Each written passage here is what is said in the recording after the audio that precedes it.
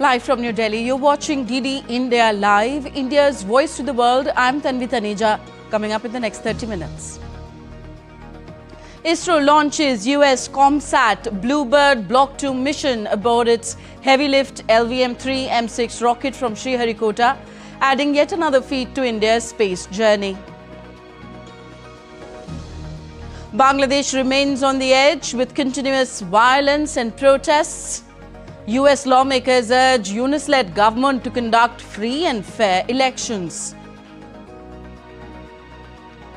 Australian State Parliament passes tougher gun laws, tightening firearm ownership and strengthening police power to curb protests after the Bondi Beach shooting.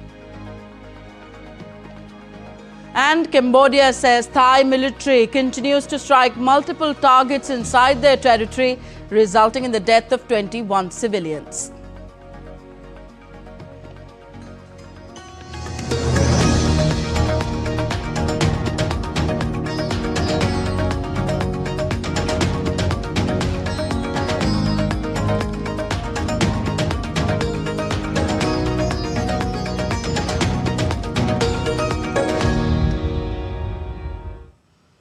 Adding yet another feat in India's space journey, Indian Space Research Organisation or ISRO successfully launched the BlueBird Block 2 communication satellite aboard its heavy-lift LVM-3 M6 rocket from Sriharikota. The historic mission, under a commercial deal between ISRO's arm New Space India Limited and US firm AST Space Mobile, aims to deploy a next-generation satellite providing high-speed cellular broadband directly to smartphones across the globe. LVM-3 Bahubali rocket M6 launch vehicle has successfully and precisely injected the BlueBird Block 2 communication satellite in the intended orbit.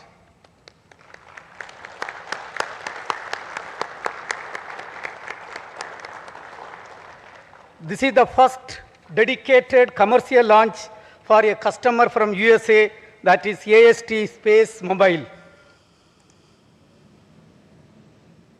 LVM-3, developed by ISRO, is a three-stage launch vehicle comprising two solid strap-on motors, a liquid core stage and a cryogenic upper stage. It has a lift-off mass of 640 tons, a height of 43.5 meters and a payload capability of 4,200 kilos to geosynchronous transfer orbit. In this mission, LVM-3 M6 placed the BlueBird Block 2 satellite into the low Earth orbit and is the largest commercial communications satellite deployed in low Earth orbit. It is also the heaviest payload launched by LVM-3 from Indian soil.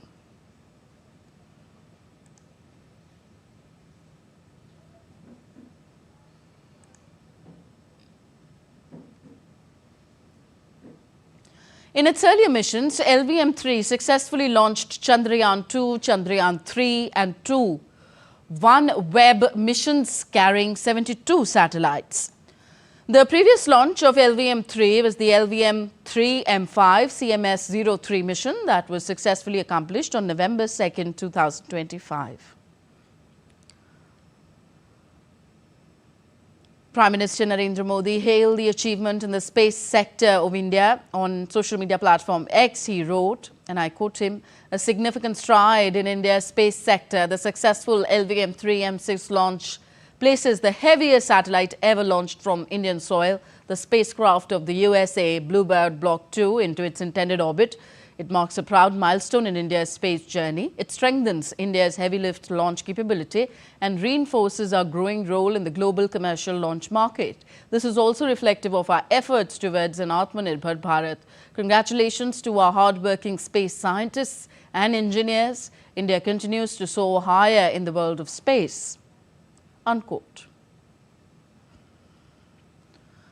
Powered by India's youth, our space program is getting more advanced and impactful, with LVM-3 demonstrating reliable heavy lift performance. We are strengthening the foundations for future missions such as Gaganyaan, expanding commercial launch services and deepening global partnerships. This increased capability and boost to self-reliance are wonderful for the coming generations. India has successfully conducted user evaluation trials of the Akash next generation called Akash NG air defense missile system, paving the way for its induction into the Indian Armed Forces. The success has added another feat to the country's indigenous defense capabilities. The trials conducted at the Integrated Test Range in Odisha, Chandipur, showcased the system's ability to intercept high-speed aerial targets at very low altitudes. The Akash NG missile system is a state-of-the-art air defense system developed by the Defense Research and Development Organization and produced by Bharat Dynamics Limited. The Akash NG missile system consists of several advanced features, including an indigenous radio frequency seeker, dual pulse solid rocket motor, and fully homegrown radars and command, control and communication systems. These features enable the system to detect and engage high-speed, low-altitude, long-range, high-altitude targets with high precision. The Akash NG missile system has showcased impressive operational capabilities, including the ability to engage up to 10 targets simultaneously with a firing rate of 1 missile every 10 seconds. The system can also be deployed in various configurations, including mobile and fixed installations, making it an effective defense system against diverse aerial threats. On to some weather updates. Large parts of north, central and eastern India are likely to continue experiencing dense to very dense fog and cold day conditions over the coming days.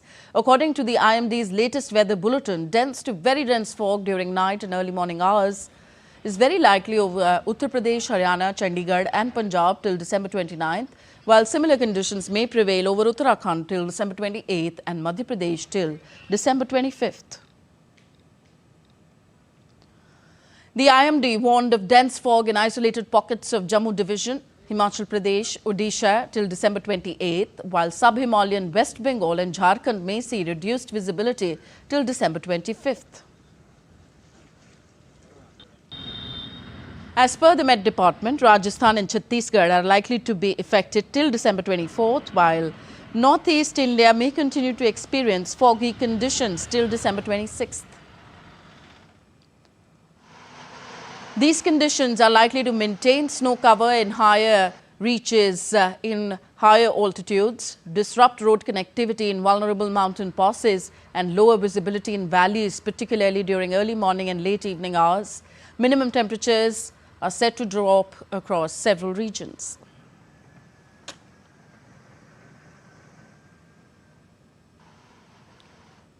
Directorate General of Civil Aviation has extended the deadline for a 4-member committee investigating the recent IndiGo flight disruptions.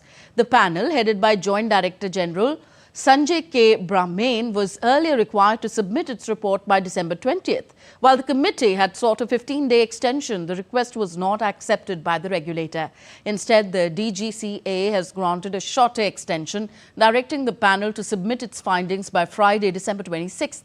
The report is expected to outline the causes of the disruptions and recommend corrective measures to prevent future occurrences.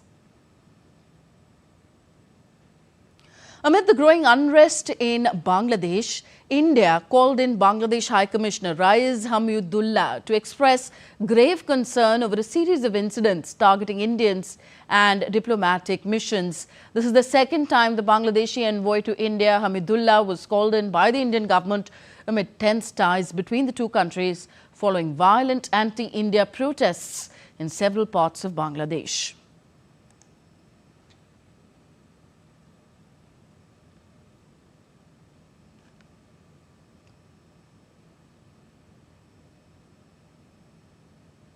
Meanwhile, US lawmakers expressed concern amid the crisis in Bangladesh and wrote to Muhammad Yunus, the chief of the interim government, to reconsider the decision to fully suspend the activity of Sheikh Hasina's Awami League, stating the findings of the Department of State. The 2018 and 2024 elections in Bangladesh were not free and fair. The lawmakers said that if one party gets banned, the next election will also not be free and fair. India's metro journey began modestly in December 2002 with the 8.4-kilometer Delhi metro line from Shahdra to Tis Hazari, inaugurated by former Prime Minister Atal Bihari Vajpayee. From these early tracks in Delhi's suburbs, metro networks have now expanded to over 20 cities, becoming a major symbol of India's urban development and one of the world's leading urban transport successes. A report.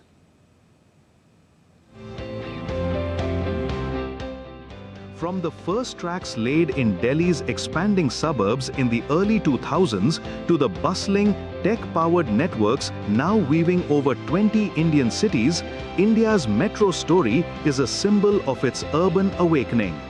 India's metro evolution began modestly in December 2002 with the launch of the 8.4-kilometer Delhi metro line from Shahdra to Tis Hazari, inaugurated by former Prime Minister Bharat Ratna Atal Bihari Vajpayee. That day, no one imagined that this modest start would one day turn into one of the world's biggest urban transport success stories. But the real momentum, the real expansion of the metro came over the past 11 years. In 2014, when Prime Minister Narendra Modi took charge of the country, Delhi Metro's length stood at 194 kilometers, with about 140 stations across 6 lines. And today, in 2025, the Delhi Metro has become a massive 352-kilometer network with 257 stations and a web of 10 color-coded lines connecting Delhi with Noida, Ghaziabad, Gurugram, Faridabad and Bahadurgarh. While the metro network has doubled over the past 11 years, it now carries an average of around 6.7 million passengers daily. आज देश में आधुनिक infrastructure निर्माण का महायज्ञ चल रहा है। 2014 तक सिर्फ 5 शहरों में मेट्रो की सुविधा थी, आज 21 शहरों में मेट्रो है। ये सभी विकास कार्य विकसित भारत के उस रोडमैप का हिस्सा है जो आज हर देशवासी के लिए एक मिशन बन चुका है। During PM Modi's tenure, Phase 3 expansion of the Delhi Metro began, bringing several major changes. While India's metro network has expanded rapidly to over 20 cities with more than 1,000 kilometers operational by late 2025, making it the world's third largest system after China and the United States, major networks in cities like Delhi, Mumbai, Kolkata, Bengaluru and Hyderabad have significantly transformed urban mobility, driving sharp growth in ridership and coverage since 2014. India's metro networks are reshaping urban life, and more than just transit, they drive ambition, equity, and resilience, forming the backbone of India's growth as it aims for a 7.3 trillion economy by 2030. Under the leadership of Prime Minister Narendra Modi, it is no longer just a transport system. It has become the heartbeat of a developed India where every station tells a story of progress and every journey is a new leap towards the future. Bureau Report, DD India. And now we take a look at other stories making news in India today. The festive spirit is lighting up streets and homes as the festival of Christmas approaches. Markets are filled with shoppers and decorations as people come together to celebrate the season of joy. Manali is buzzing with festive cheer as crowds flock to Mall Road ahead of Christmas. The town is alive with lights, music and the excitement of the season, making it a favorite destination for holiday celebrations.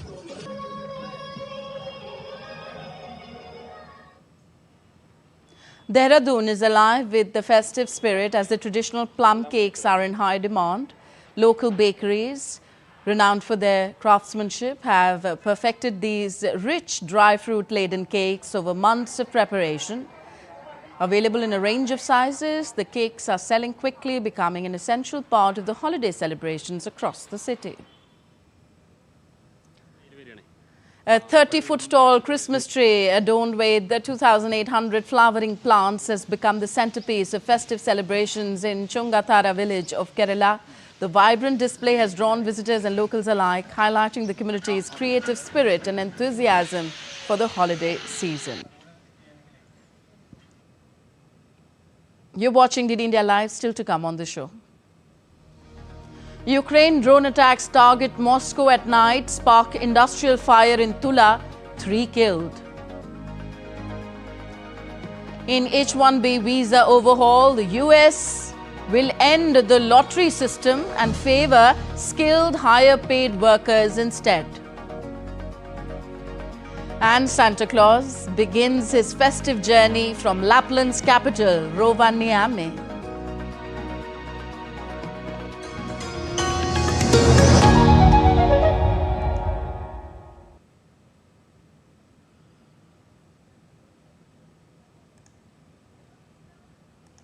Amid development, hard work and the path to prosperity. It's the economy always. Between walkers, money is what money does and says. Supply creates its own demand. Between the bulls pulls and bears tears. When supply chains globalization and India rises to the podium, we'll get you centered with the economic brief at 8 p.m. every Thursday on DD India.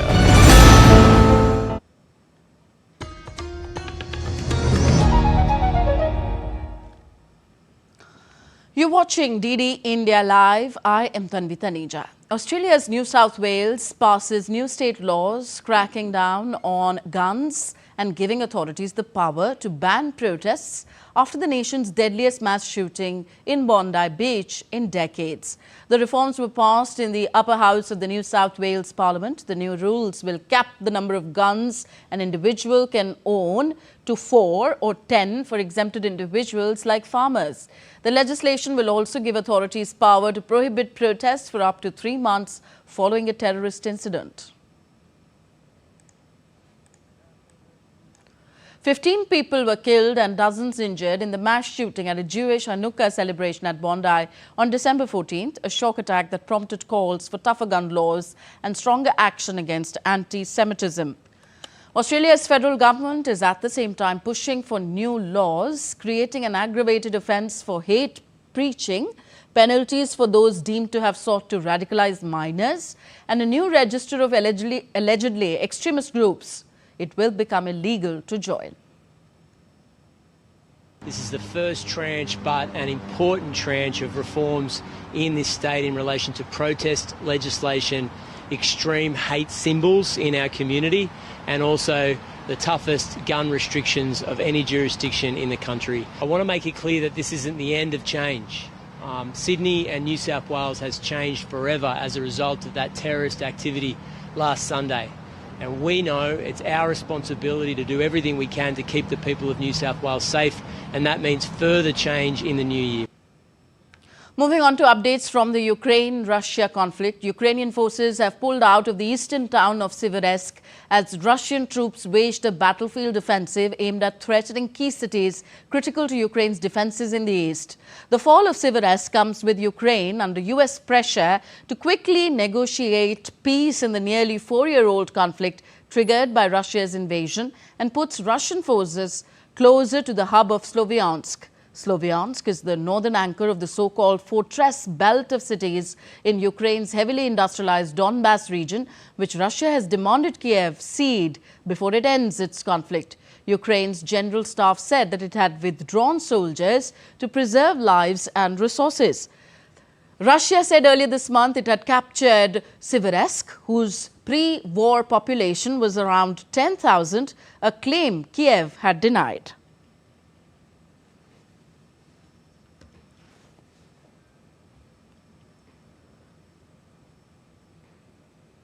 Meanwhile, Ukrainian President Volodymyr Zelensky called for additional pressure on the neighboring country to end the conflict. In a video message, Zelensky said that the key to a peace agreement is that Russia must not sabotage diplomacy. While stating that the Russian aerial strike targeted Ukraine's energy sector, Zelensky assured the public that electricity would be restored for Christmas. Russia's missile and drone attack on at least 13 regions triggered widespread emergency power cuts.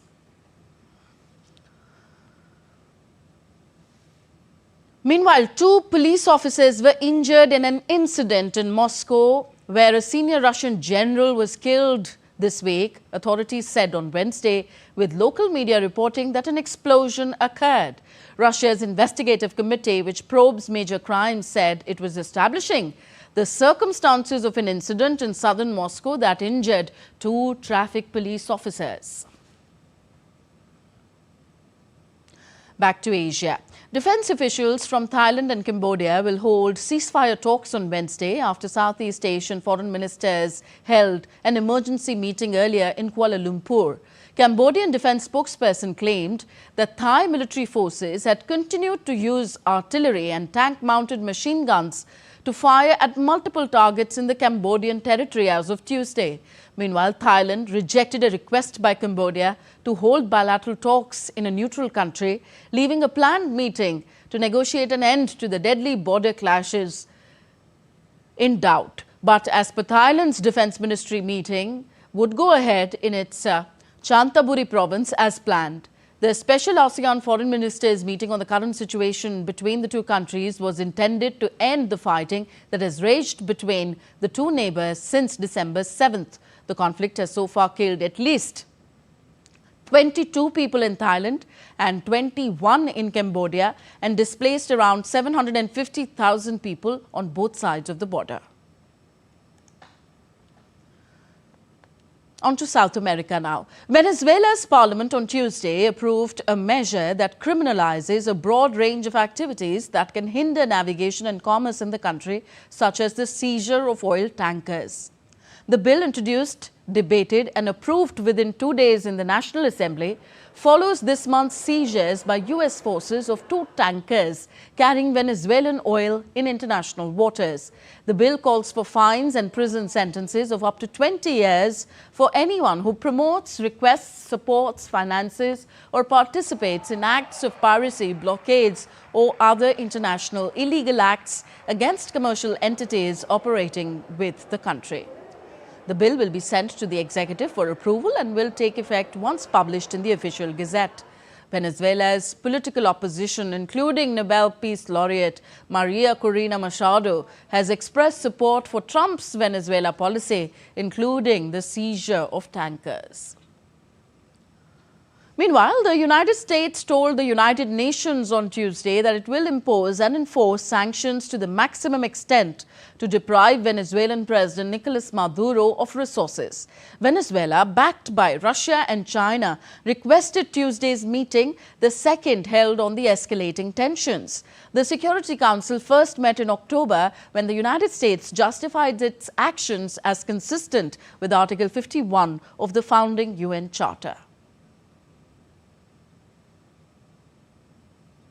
The U.S. Supreme Court on Tuesday blocked President Donald Trump from deploying National Guard troops in Chicago. Trump has claimed that the National Guard is needed to combat crime and to protect immigration agents and facilities in America's 3rd largest city. Trump ordered troops to Chicago, the 3rd largest U.S. city, and to Portland, Oregon, following his earlier deployments to Los Angeles, Memphis, and Washington, D.C. The U.S. Justice Department had sought to allow the deployment while the case proceeds. The court said that the president's authority to take federal control of National Guard troops likely only applies in exceptional circumstances. The National Guard serves as state-based militia that answer to state governors except when called into federal service by the president. The court for now has kept in place a lower court order of barring the deployment of troops in Chicago. The U.S. Department of Justice said that a document making reference to Donald Trump, purportedly written by convicted sex offender Jeffrey Epstein to Larry Nassar, who is serving a life sentence, is fake. The department said in a statement, and I quote, "This fake letter serves as a reminder that just because a document is released by the Department of Justice does not make the allegations or claims within the document factual." Last month, Congress passed and Trump signed a law requiring the Justice Department to make its Epstein files public. The large batch of documents released on Monday follows disclosures late last week, with more expected. The agency said that the FBI concluded that the writing does not appear to match Epstein's and that it was postmarked 3 days after Epstein's death out of Northern Virginia. Epstein, at the time of his death, was incarcerated in a New York jail. It also did not include his inmate number as required for the outgoing mail. Still with the US, the Department of Homeland Security said on Tuesday that it was replacing its long-standing lottery system for H-1B work visas with a new approach that prioritizes skilled, higher-paid foreign workers. The change follows a series of actions by the Trump administration aimed at reshaping a visa program that has become a pipeline for overseas workers willing to work for lower pay. Earlier this year, President Trump signed a proclamation imposing $100,000 annual H-1B visa fee on highly skilled workers, which is being challenged in court. The president also rolled out a $1 million gold card visa as a pathway to US citizenship for wealthy individuals. It will go into effect on February 27, 2026 and will apply to the upcoming H-1B cap registration season. The number of new visas issued annually is capped at 65,000 plus an additional 20,000 for people with a master's degree or higher. Rovaniemi in Ireland, known as the home of Santa Claus, is bustling with festive activity as preparations continue for Santa's annual gift journey. A seasonal portrayal showed Santa Claus setting off from Lapland, symbolizing the start of Christmas celebrations around the world. Take a look.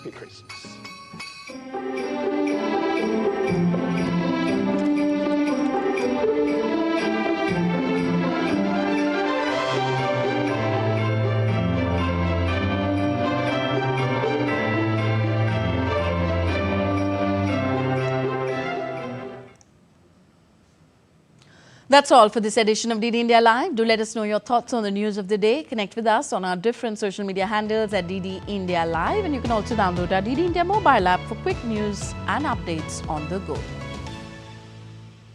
We'll be back with more news as it breaks here on DD India. I'm Tanvi Taneja. From all of us here in New Delhi, thank you for watching. Namaskar.